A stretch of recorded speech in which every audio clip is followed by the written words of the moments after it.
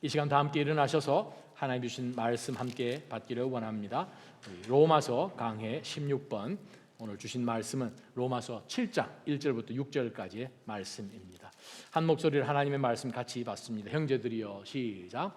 형제들이여, 내가 율법을 알고 있는 사람들에게 말합니다. 여러분은 율법이 사람이 살아있는 동안에만 그 사람을 지배한다는 것을 알지 못합니까?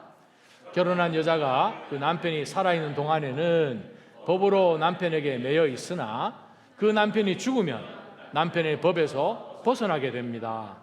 그러므로 남편이 아직 살아있을 때 여자가 다른 남자에게 간다면 간음한 여자라 불릴 것입니다.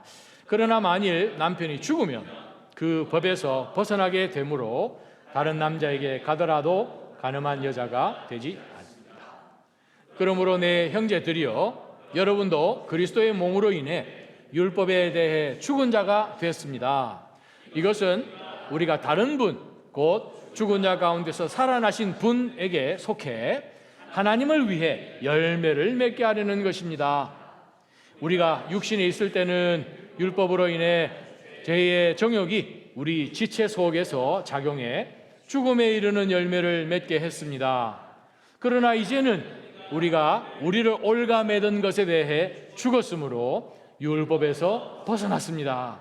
그러므로 우리는 성령의 새로운 것으로 섬기고 문자에 의한 해묵은 것으로 섬기지 않습니다. 아멘.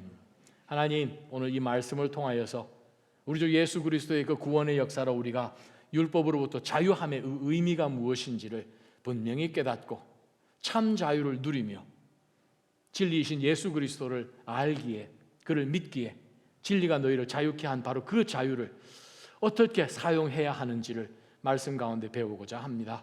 성령께서 저희의 마음 열어주셔서 1.1획도 변하지 아니하는 바로 이 영원한 하나님의 말씀 저희의 삶 가운데 잘 새겨서 주님 오실 바로 그 날까지, 주 앞에 서는 그 순간까지 구원받은 참 백성으로 살아내는 저희가 되게 하여 주옵소서. 예수님의 이름으로 간절히 기도합니다. 아멘. 자리에 앉아주시기 바랍니다.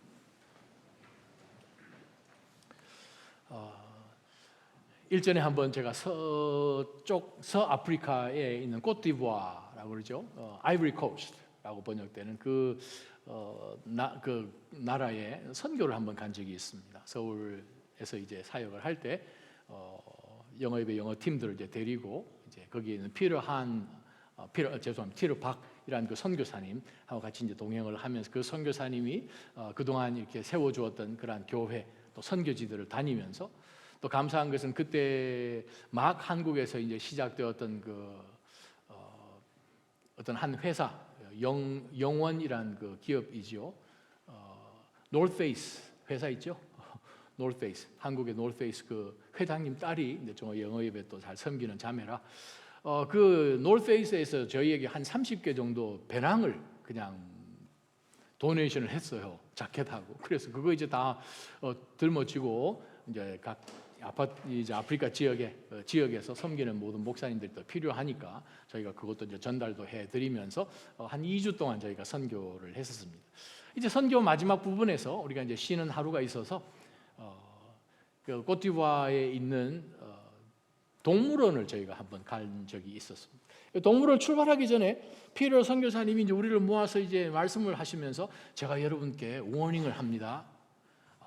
절대 이 동물원 갔을 때 하지 말아야 될 것이 있는데 그 동물원 중에서 특별히 그 고릴라 그 우리 근처에 가서는 절대 이 고릴라를 막 눈을 이렇게 막 서로 눈싸움 하지 마십시오.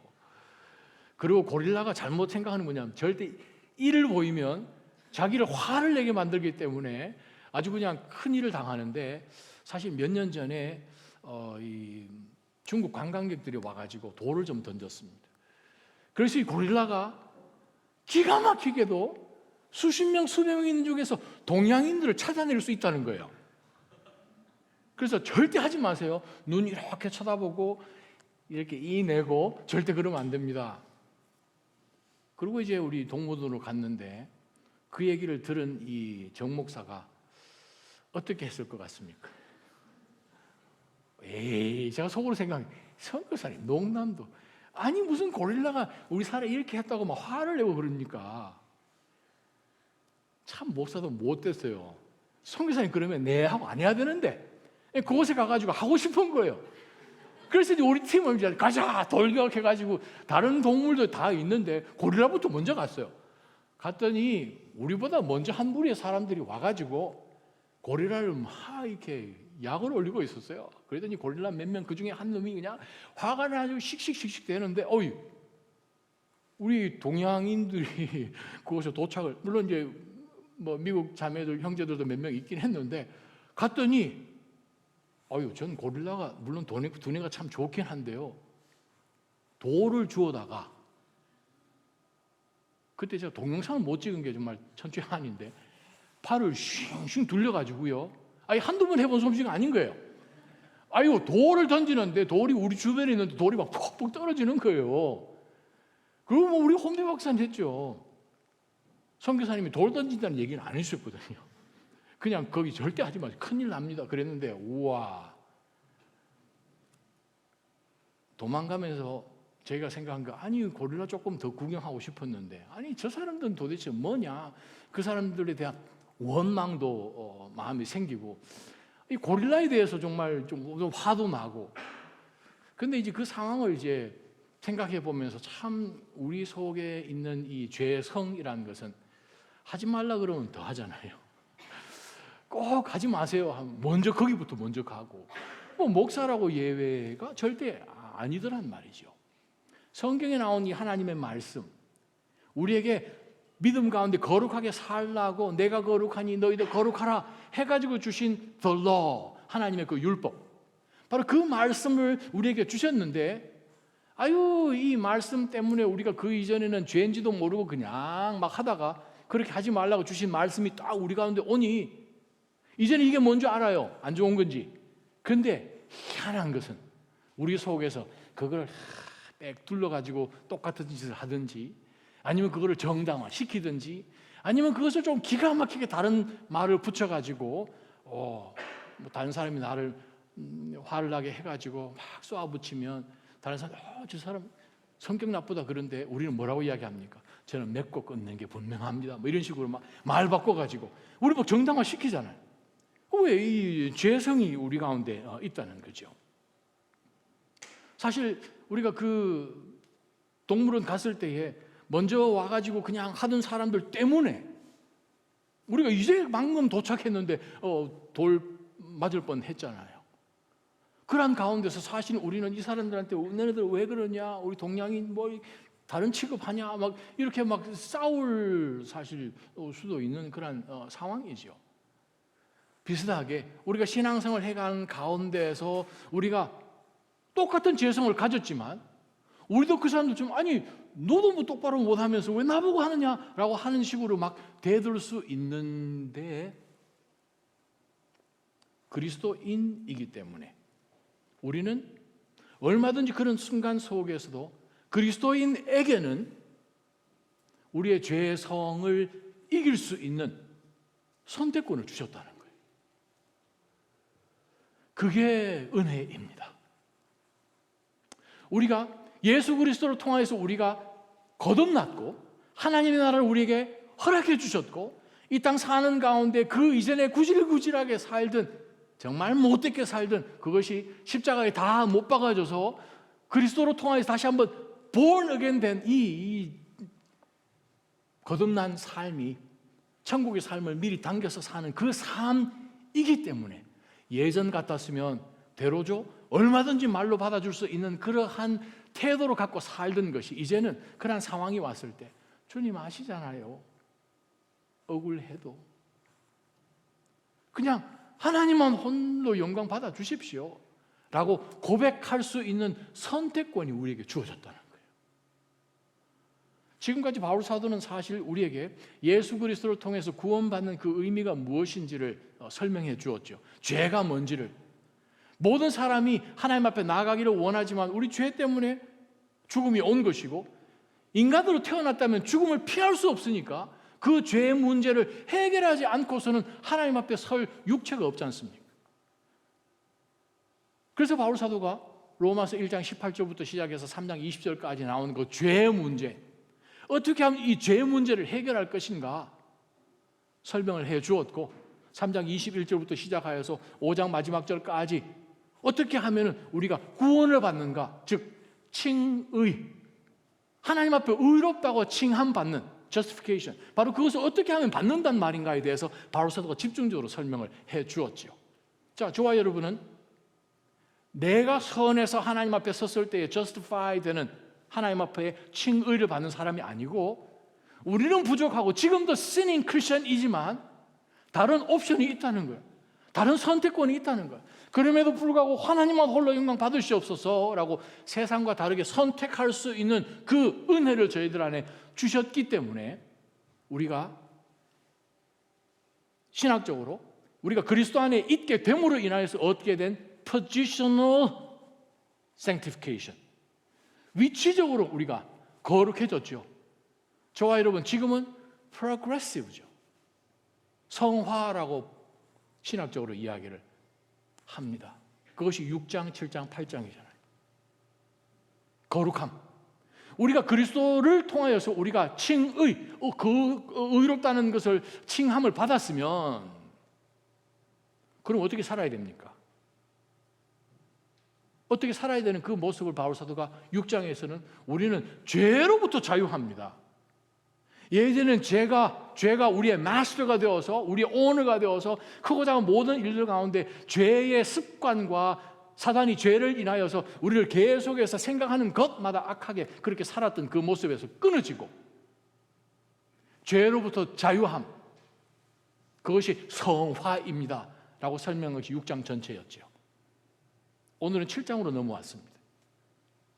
성화의 의미는 무엇인가 하면 죄로부터 자유한 것은 당연한 것이고, 그 다음 단계가 또 있습니다. 율법으로부터도 자유합니다. 우리 신앙생활이 율법적, 리글리스틱하게 구약시대 때나 예수님 시대의 페리세이, 이 바리새파 사람들이 하는 것처럼 율법주의로, 주일이니까 교회 가야 되고 억지로 가야 되고, 거기로부터도 우리는 자유합니다. 바로 그것이 성화라는 거예요. 그래서 오늘 본문 7장 전체에서 몇 편을 걸쳐서 말씀을 전하겠지만, 바로 율법으로부터의 자유함, 바로 그것이 성화입니다. 그런데 그게 나의 노력으로만 가능하면 얼마나 감사하겠습니까만, 바울 사도가 갈등이지요. 여러분, 예수 그리스도를 통하여서 믿고 구원받아서 크리스찬 되는 것은 어떻게 보면 참 비교적 쉬운 것 같아요. 그런데 그리스도인으로 살아가는 이게 보통이 아니지 않습니까? 성화의 단계가 자동으로 세워집니까? 예전 같았으면 두 번도 생각하지 않고 그냥 질러버리면 되는데, 이제는 말하는 것도 조심해야 되고, 크고 작은 모든 일들 가운데 네가 하나님, 그냥 제가 막 카드를 긁든지 뭐 해가지고 사버리면 됩니까? 하나님, 이거 제가 사야 되는 것입니까? 하나님, 이것이 is it a need or want? 왜냐하면 나의 시간이나 물질이나 이 모든 것이 하나님께로부터 왔던 것을 알다 보니, 주인이, 예전에는 내가 주인이었다, 이제는 내가 주인이 아닌 것을 깨닫고 보니까 크고 작은 모든 것 가운데 하나님 앞에 새로운 주인이시니까 여쭈으면서 살아갈 수밖에 없지요. 그러다 보니까 이 신앙생활이 쉽지 않은 거죠. 스트러글이죠. 말씀이 들어온 것은 있어서 어떻게 살아야지는 아는데 안 되잖아요. 그래서 바울 사도가 7장 전체에서 끝부분에 가게 되면 I'm so wretched. What a wretched man that I am. 노호라, 나는 공관자로다. 누가 나를 이 사망의 권세, 우리를 계속해서 죄된 생각으로 죽음에 이르렀던 그러한 이 옛 모습으로 그냥 살려고 하는 것, 내가 하고 싶어 하는 것은 원인데 이게 안 되는 걸 이 바울 사도도 스트럭을 했다는 거예요. 그렇지만 7장 마지막부터 8장에 넘어가면서 내가 비결을 알았습니다. 성화의 단계를 살아가는데 이 성화의 단계, 이 sanctification 이 자체가 스트러글인데, 내가 죽으라고 애를 써도 이루어지는 것이 아니라 다른 방법이 있다는 것을 알았습니다. 그게 뭐냐 하면 8장이에요. 성령을 통하여서 어떻게 하면 우리가 자유롭게 하나님을 섬길 수 있는지, 그게 성화예요. 단순한 죄로부터, 나쁜 생각으로부터가 아니라 더 프로액티브하게 변한 것이 무엇입니까? 율법을 우리가 어떻게 율법으로부터 아니라 새로운 마음에 하나님이 허락하신 그 율법이 도대체 어떻게 섬기는 것인지를 7장 전체에서 설명을 하는데, 오늘 말씀을 한번 들여다보면서 바울 사도가 우리에게 우리가 율법으로부터 자유하다는 그 의미가 무엇인지를 여러분 확실히 짚고 신앙생활을 하는 것이 진정한 성화의 길을 가는 성도입니다 라고 지금 우리에게 설명하는 거예요. 바로 그 예를 뭐로 드는가 하면은 우리 1절, 2절, 3절에 보게 되면 그 당시에 결혼에 대한 내용, 특별히 이제 로마잖아요. 만약에 혹시 여러분 구글 할 수 있으시면은 아우구스투스가 이 로마에서 그동안 행해지지도 않았던 그러한 이 결혼, 재혼, 이혼에 대한 그러한 칙령을 이제 발표하는 것이 이제 배경인데, 뭐 그것까지는 제가 설명드리기는 그렇고 성경 공부할 때 오세요. 할렐루야. 성경 공부할 때 다 합니다. 네. 그러니까 자, 그러한 이제 배경들을 가지고 로마에 사는 그리스도인들이요, 늘상 눈 뜨고 보면 일어나는 일들 가운데서 형제들이여, 내가 율법을 알고 있는 사람들에게 말합니다. 이제 유대인들을 포함한 거죠. 율법에 대해서 익숙한 거죠. 자, 여러분은 율법이, 자, 여기 나온 이제 율법은 물론 유대 율법도 되지만 그 당시 살았던 로마 율법도 지금 적용이 되는 내용입니다. 국법이요. 자, 여러분은 율법이 사람이 살아있는 동안에만 그 사람을 지배한다는 것을 알지 못합니까? 살아있을 때면 그 사람 죽었으면, 장사 지냈으면 그 사람이 무슨 법하고 무슨 상관이 있겠습니까? 너 무엇을 훔쳤느냐? 뭐 그렇게 얘기할 수도 없는 거, 죽었는데. 자, 그러면서 결혼에 대한 이야기를 이제 2절에 이야기합니다. 저 율법 가운데 결혼 율법을 한번 예를 들겠습니다. 뭐라고 이야기하는가 하면, 결혼한 여자가 그 남편이 살아있는 동안에는 법이 있으니까, 결혼을 했으니까, 자, 그 남편에게 매여 있습니다. 그 남편의 아내죠. 그런데 그 남편이 이제 죽으면 남편의 법에서 이제 벗어나서 과부가 되어서 얼마든지 재혼을 이제 할 수 있는 것이고 다른 남자에게 갈 수 있는 거죠. 그래서 3절입니다. 그러므로 남편이 아직 살아 있을 때 여자가 다른 남자에게 가면 가늠한 여자죠. 뭐 당연히 가늠한 여자죠. 그 당시 이 아구스투스의 이 결혼 칙령 발표에서도 사실은 이러한 가늠한 것에 대해서 뭐 얼마의 재산을 몰수하고 그런 것이 아주 자세하게 나와 있습니다만, 뭐 구약에 나와 있는 율법이든 로마의 법이든 가늠한 것에 대해서는 당연하게 죄를 범한 것이죠. 왜? 남편이 어여시 살아 있으니까. 근데 만일 남편이 죽으면 그 법에서 이 여인이 벗어나게 되므로 다른 남자에게 가더라도, 다른 남자에게 가더라도 이 여인은 남편이 죽었기 때문에 더 이상 가늠한 여자가 되지 않습니다. 율법으로부터 자유하다는 거예요. 우리가 예전에는 율법에 매여서 살았습니다. 왜냐하면 하나님께서 우리로 하여금 거룩하라고 말씀하시면서 하나님의 인스트럭션을 주신 것이 바로 하나님의 말씀인데, 바로 그 하나님의 말씀을 비춰보니 우리는 죽일 놈이 되는 거죠. 그러니까 다 죽잖아요, 우리. 세상은 죄를 뭐라고 죄라고 이야기하는가 하면, 봤을 때 들키면 그게 죄가 됩니다. 살인을 했든 도둑질을 했든 어떤 사람이 해코지를 했든 그러면 그 사람이 죄가 돼요. 마음 가운데 죄에 대해서 저 사람을 미워하고 시기하고 질투하고 하는 것은 전혀 상관없습니다. 죄가 아니에요, 세상에서. 그러잖아요. 여러분이 어떤 사람에 대해서 나쁜 마음을 품었어요. 저 사람 정말 죽여버리고 싶다. 그런 생각하면 누구도 판사가 너 일로 와 해가지고 땅땅 죽여버리려고 했다고 10년 징역, 아무도 그러지 않아요. 아마 그렇게 얘기하는 사람이면 정신병원 가야 되겠죠. 하나님은요, 엄청난 죄를 지은 사람들만 지옥 갑니까? 아담이 죄를 얼마나 지었길래 에덴 동산에서 쫓겨났습니까? 아담은 하와 한 번밖에 안 지었잖아요. 그거 선악 한 번 잘못 먹어가지고 하나님께서 보실 때는 이 죄나 저 죄나 똑같은 거죠. 왜? 하나님의 기준에 도달하지 못하니까, 하나님의 영광에 이르지 못하니까 모든 사람이 죄를 지었기 때문에 죽음에 이르게 되는 거죠. 그래서 우리가 다 죽잖아요. 율법에 얽매여 살았단 말이죠. 율법에 얽매였기 때문에 우리는 죽음을 피할 수가 없는 거예요. 그래서 모두가 다 죽습니다. 근데 감사하게도 1장 18절부터 3장 20절, 3장 21절부터 시작해서 5장 끝까지 이 예수 그리스도를 통하여서 우리에게 모든 죄에 대한 문제를 해결해 주셨어요. 할렐루야. 예수님이 대신 십자가 위에서 우리 대신에 죽으셨다는 거예요. 참 희한하죠. 한 인간이 죽었는데 그 사람 2000년 전에 살았던 사람하고 나하고 무슨 상관이 있는가? 근데 그분이 사람이 아닌 그게 문제죠. 하나님이 직접 오셨지. 예언대로 사흘째 되는 날 부활하셨고, 우리의 죄가 십자가에 다 못 박혀서 그 모든 것들이 covered up 된 거죠. 그 전까지 유대인들은 어떻게 했습니까? 유월절과 특별히 염키포 대속죄일 와가지고 대제사장이 양을 잡고 하나님 앞에 드리고 양피를 뿌리고 또 양피 지나면서 이 대제사장 허리에 있던 그 하얀색 이 허리띠 그거 이제 해가지고 이 피로 묻혀가지고 성전 문고리에 달아놓고 1년 내내 그거 바라보면서 흰 눈처럼 되리라, 그죠? 주홍빛 같으라도 피를 발랐으니까 주홍빛 같잖아요. 근데 1년 내내 바람이 불고 비도 오고 지나면서 그것이 양털처럼 점점 휘어지는 그것을 1년 동안 바라보면서 내 죄가 덮였구나. 유효기간이 1년이요. 다음에 또 와야 되는 거예요. 근데 예수님이 오심으로 인하여 우리가 과거에 지었던 모든 죄, 지금 짓고 있는 죄, 이미 미래에 지을 죄까지도 예수님께서는 십자가 위에 모든 것을 해결해 주셨어요. 지금 우리가 짓는 죄 물론 회개해야죠.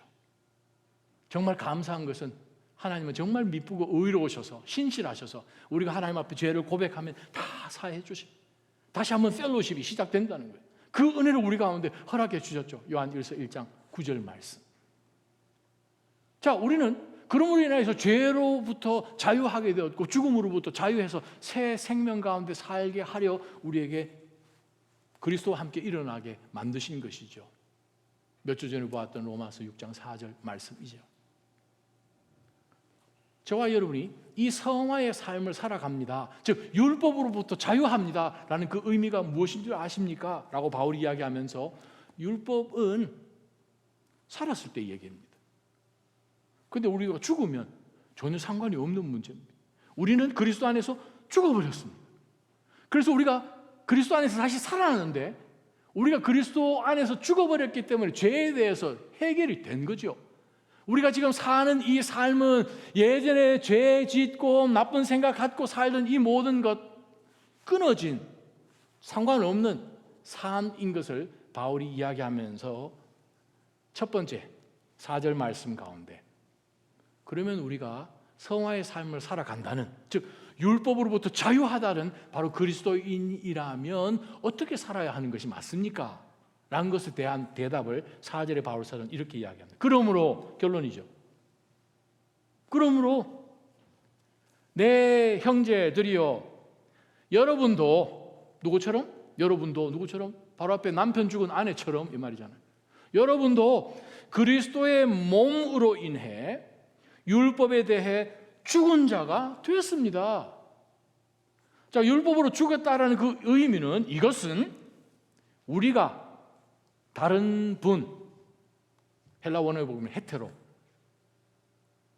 예전에 우리가 섬겼던 우리의 남편, 죄, 사탄, 모든 악한 이 sinful desire, 그것 말고 전혀 다르신 그분, 곧 그분이 누구신가 하면 죽은 자 가운데서 살아나신 분에게 우리가 속해 있기 때문에 율법으로부터 자유하다라는 그 의미는 우리가 죽어버려서 율법과 죄와 전혀 상관이 없는 사람들이 되어서 예전에 우리를 남편처럼 우리의 주인처럼 막 죽음으로 그냥 우리를 위협하고 여러분 귀신 영화 보면 왜 두려워합니까?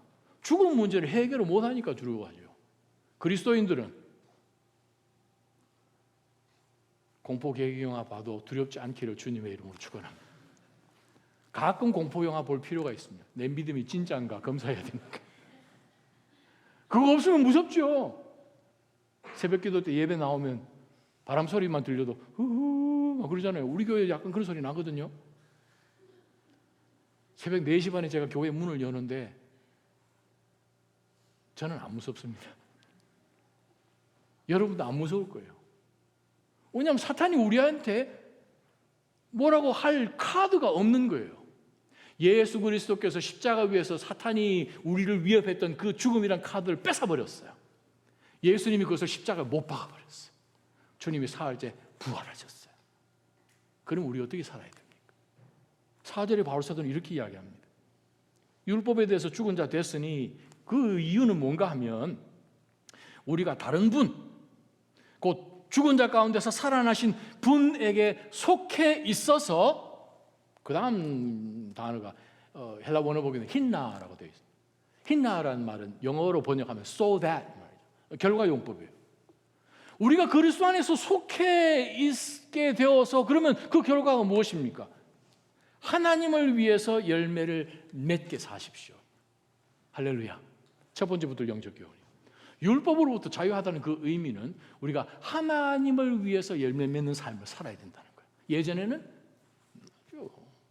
우리가 살고 있는 me first generation이잖아요. 내가 최고죠. 예전에는. 근데 그리스도 안에서 우리가 거듭나서 눈을 뜨고 보니까 하나님이 십자가 위에서 다 해결해 주셔서 우리로 하여금 나를 위해서 열매 맺는 삶 말고, 근데 보면 사실 내 자신을 위해서 열매 맺기 위해서 그냥 바쁘게 움직이는 우리의 모습들이 사실 드러나지 않습니까? 그렇다면 하나님이 말씀하십니다. 야, 내가 너에게 준 이 생명 너 거 아니고 내 건데 나 본전 좀 찾자 얘기하실지도 모르겠어요. 근데 우리로 하여금 하나님을 위해서 열매 맺게 하기 위해서 우리로 하여금 율법으로부터 자유한 그리스도를 통한 복음을, 구원을 주셨다라고 말씀하십니다. 여기에 단서가 있습니다. 무슨 단서가 있습니까? 자, 우리가 나를 위해서 이제 열매 맺는 삶 말고 이제는 하나님을 위해서 열매를 맺어야 되는데 근거는요, 바울이 뭐라고 이야기합니까? 죽은 자 가운데서 살아나신 분에게 속해 있어서, 멘노란 헬라 말인데, 여러분이 익숙한 본문의 말씀을 통하여서 이 의미가 무엇인지를 한번 찾아보면 제일 쉽죠. 요한복음 15장, 여러분 성경책 가지고 계시면 펴시기 바랍니다. 요한복음 15장에 보게 되면 예수님께서 감람산 올라가시면서 제자들과 겟세마네 동산 올라가는 그 여정에서 지나가는 그 길에 포도나무가 많이 있죠. 지금도 가면 포도나무 많이 있는데 포도나무 보시면서 하시는 말씀이 있죠. 4절부터 11절까지 스크린 한번 보시면, 내 안에 머물러 있어라. 그러면 나도 너희 안에 머물러 있을 것이다. 가지가 포도나무에 붙어 있지 않으면 스스로 열매를 맺지 못하는 것처럼 너희도 내 안에 있지 않으면 열매를 맺을 수 없다. 나는 포도나무에 너희는 가지다. 그가 내 안에 있고 내가 그 안에 있으면 그 사람은 많은 열매를 맺는다. 나를 떠나서 너희가 아무 열매도 못 맺는다. 누구든지 내 안에 있지 않으면 그 사람은 쓸모없는 가지처럼 열매는커녕 버려져 말라버린다. 사람들이 그런 가지 모아다가 불 속에 넣어서 태워버린다. 만일 너희가 내 안에 있고 내 말이 너희 안에 있으면 너희가 원하는 것이 무엇이든지 구하라. 그러면 그대로 이루어질 것이다. 너희가 열매를 많이 맺으면 내 제자가 되는 것이고 이것으로 하나님께서 영광을 받으실 것이다. 우리가 금방 읽었던 로마서 7장 4절 말씀이잖아요 지금. 근데 예수님이 하신 말씀이에요. 그러시면서 우리가 계속 11절까지 보게 되면, 아버지께서 나를 사랑하신 것처럼 나도 너희를 사랑했다. 너희는 내 사랑 안에 그러므로 머물러 있어라. 10절, 내가 내 아버지의 계명을 지키고 아버지의 사랑 안에 있는 것처럼 너희도 내 계명을 지켜서 내 사랑 안에 있어야 된다. 11절, 내가 이것들을 너희에게 말하는 것은 내 기쁨이 너희 안에 있어 너희 기쁨이 충만하게 하려는 것이다. 우리가 사는 이 인생이 그리스도의 삶이지 않습니까? 그래서 우리가 크리스티안이라, the followers of Christ. 그리스도인의 의미가 뭐 그리스도 따라간다는 그 뜻이지 않습니까?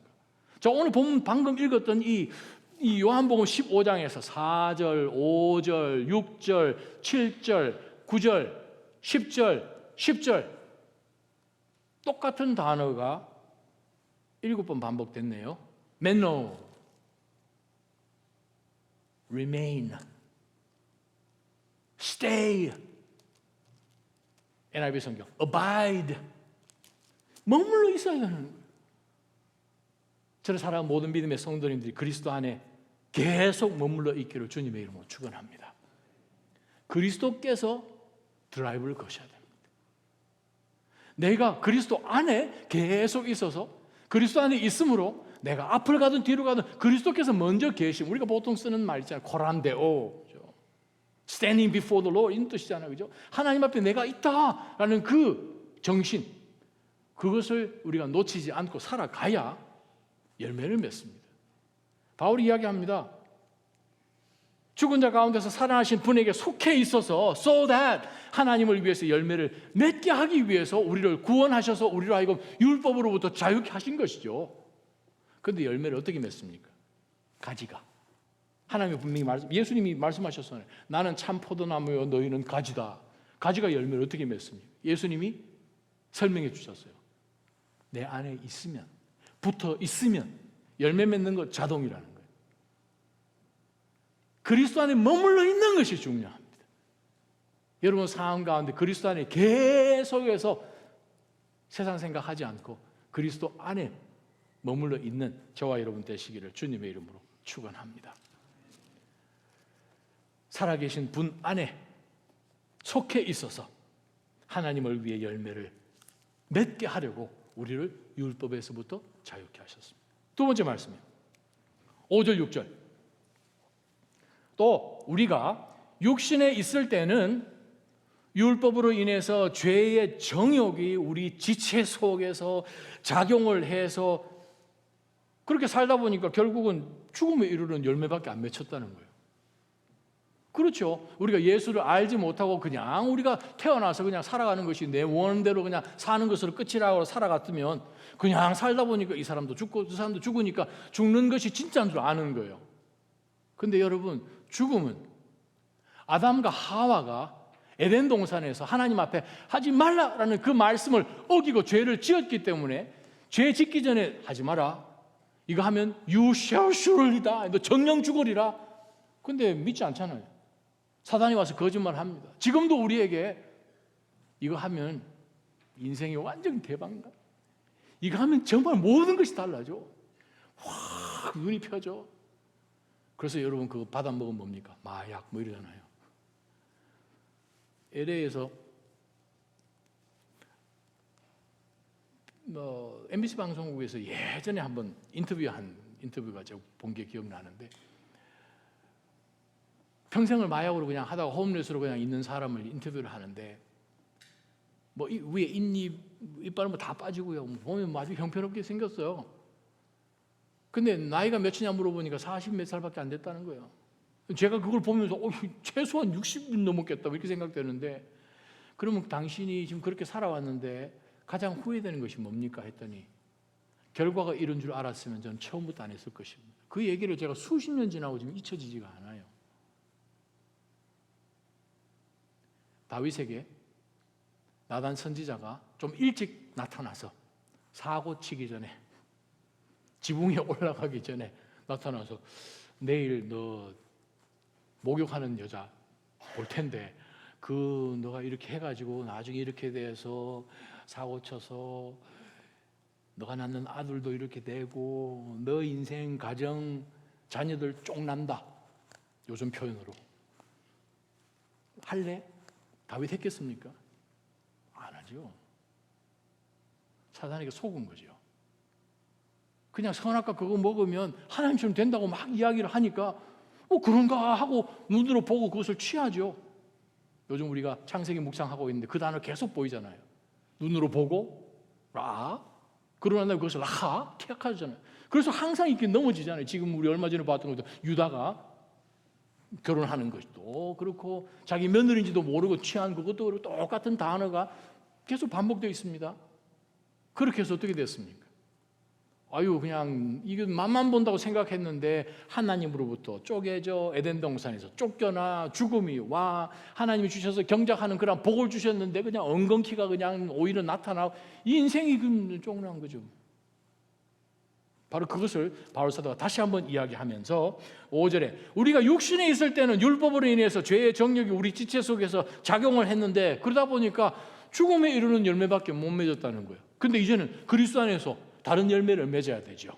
왜? 우리가 그리스도 안에 있게 됐으니까. 그래서 5절에 그러나 이제는 예전에는 그랬지만 우리가 우리를 올가매던 것에 대해 죽었기 때문에 율법에서 벗어나게 됐습니다.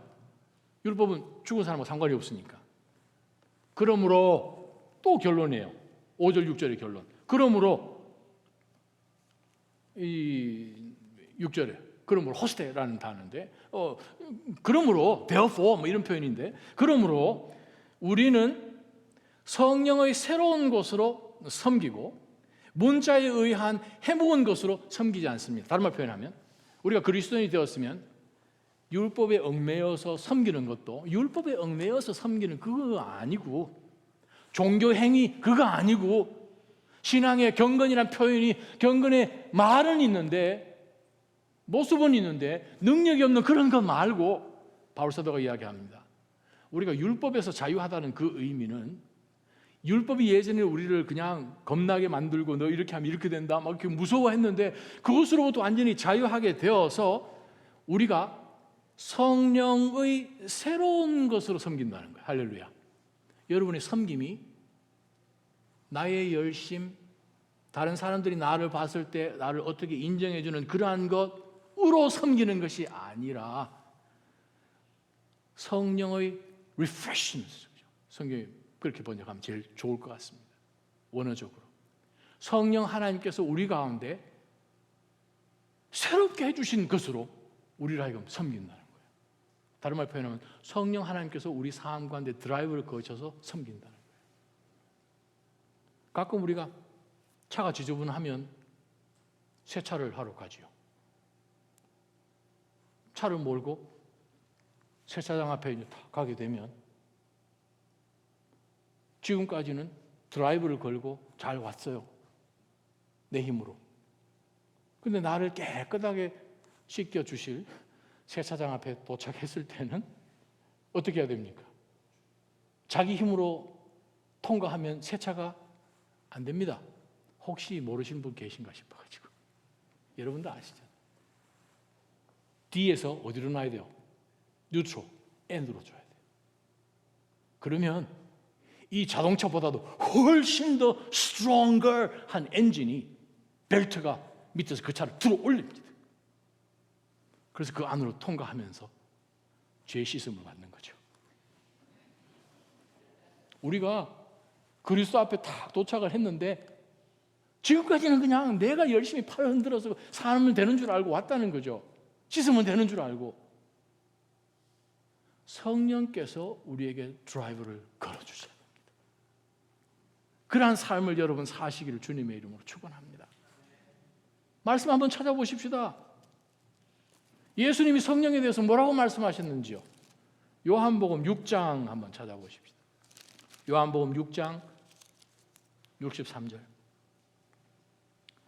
생명을 주는 것은 성령이므로 육신은 아무 소용이 없다. 내가 너희에게 한 말은 영이요 생명이다라는 거예요. 네, 성령이죠. 성령. 그러면서 예수님이 이 6장 가운데서 지금 살아있는 그러한 모습, 생, 삶, 먹는 거, 빵, 그 이야기를 지금 계속 하고 계신데 48절에 보면 예수님이 이렇게 말씀하십니다. 너희는 세상에 있는 그 빵 먹고 살아는 안 된다는 거죠. 내가 생명의 빵이다 라고 예수님이 나 먹으라 라고 지금 말씀하십니다. 51절에 내가 줄 빵은 곧 세상의 생명을 주는 내 살에 있다 라고 말씀하십니다. 53절 메시아의 살을 먹고 메시아의 피를 마시면 그에게는 생명이 있다는 거예요. 그 생명, 영생을 가르친 것이죠. 56절 누구든지 이 메시아의 살을 먹고 또 내 피를 마시는 사람은 내 안에 있고, 오 할렐루야, 조금 전에 나왔던 그 말씀 4절에 나왔던, 또 나도 그 안에 있다는 거예요. 57절 살아계신 아버지께서 나를 보내셨고 내가 아버지로 인해 사는 것처럼 나를 먹는 사람은 나로 인해서 산다는 거예요. 바로 그것이 바로 그리스도의 영, 성령 아닙니까? 성령 하나예요. 바로 그 말씀을 쭉 하시고 난 다음에 마지막 부분에 주신 예수님의 말씀이 생명을 주는 것은 영이므로 육신은 아무 소용이 없고 내가 너희에게 말한 것은 영이고 생명이다라고 말씀하시면서 우리가 그리스도의 영을 통하여서 살아야 함을 예수님은 말씀하십니다. 저는 여러분이 아침과 점심, 저녁 식사하실 때에 테이블 위에 있는 것이 바로 이 그리스도의 영이 되시기를 축원합니다.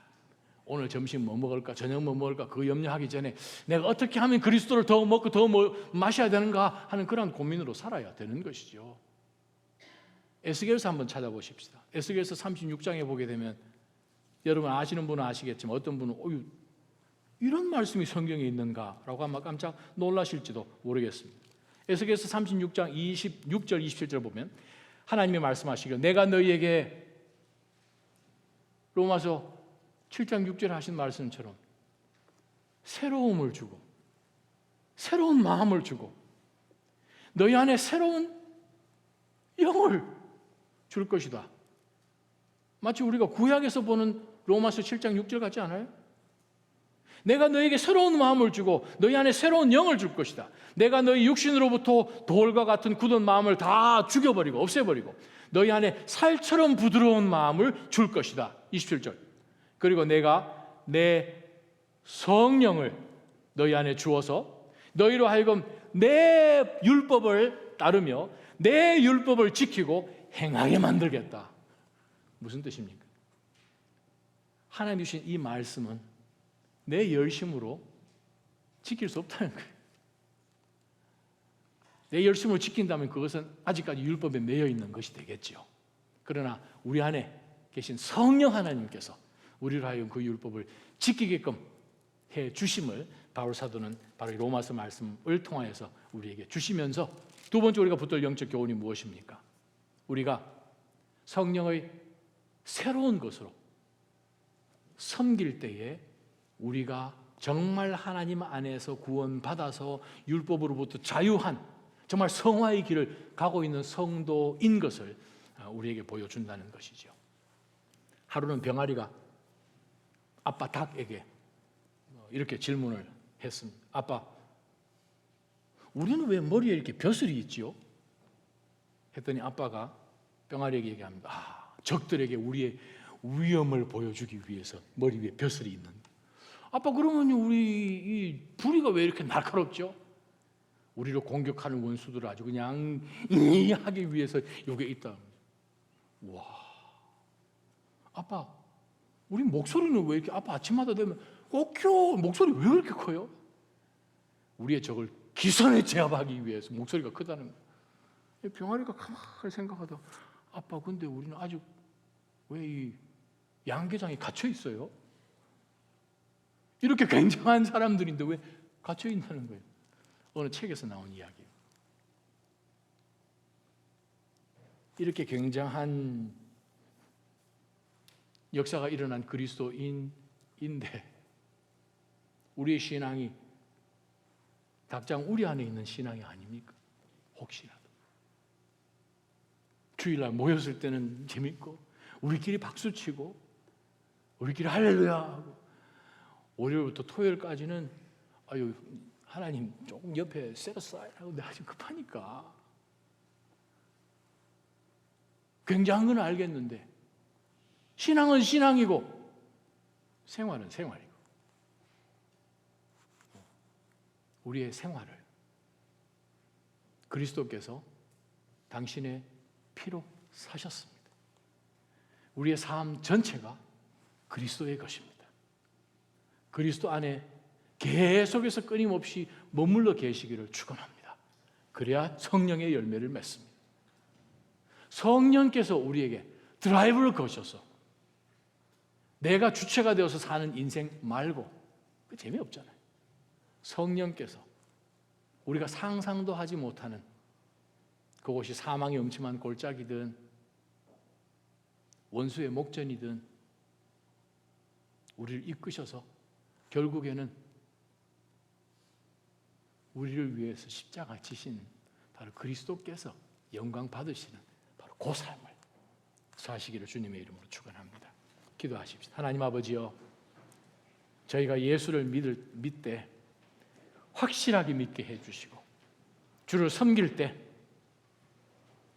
하나님이 기뻐하시는 참된 섬김으로 성령께서 우리 삶에 그리스도의 영께서 진리의 영께서 우리를 인도하시고 드라이브를 거시는 바로 그러한 삶을 불처럼 바람처럼 마지막 남은 여생 그렇게 한번 살아보게 하여 주옵소서. 예수님의 이름으로 간절히 기도합니다. 아멘.